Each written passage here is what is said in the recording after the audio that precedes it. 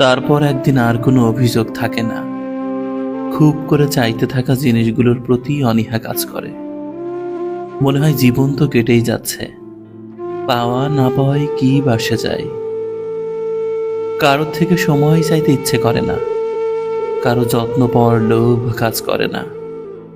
ভালোবাসা পেতে কিংবা ভালোবাসতে অনাগ্রহ বোধ হয়। কথা বলার আকাঙ্ক্ষা থাকে না, নেই অভিমান অভিযোগ, না থাকে আর অপেক্ষা। সবকিছু এতটা স্বাভাবিক মনে হয় যেন কোনো কিছুই আর অবাক করে না। কারো ছেড়ে যাওয়া, থেকে যাওয়া, হারিয়ে যাওয়া এসবে খারাপ লাগে না, যেন জীবনে আশ্চর্য হওয়ার মতো আর কিছুই নেই।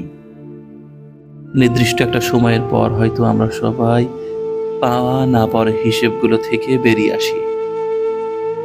কিছু কিছু জায়গায় নিজেকে বোকা বোঝাতে হয়, উপস্থিত থাকা মানুষদের বিশ্বাস করাতে হয় আমি এত কিছু বুঝি না, তোমরা সবাই যা ভালো মনে করো তাই করো, আমি তোমাদের সঙ্গেই আছি।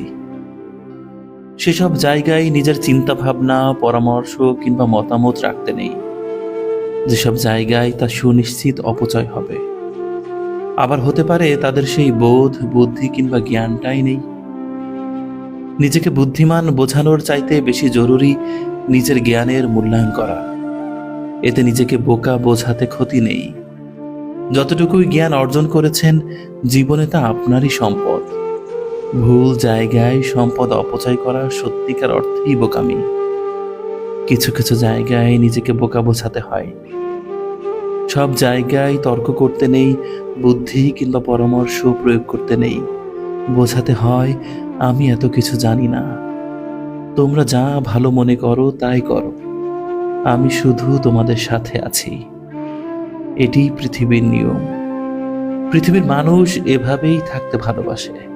তারা যা বোঝে, তারা যা বিশ্বাস করে, সেখানে আটকে থাকাটাই তাদের স্বভাব। আপনি যাই বলুন, যাই বোঝান, আপনার কথায় কারোর কিছু আসে যায় না। তাই নিজের বুদ্ধি বিবেক অপচয় না করাটাই শ্রেয়।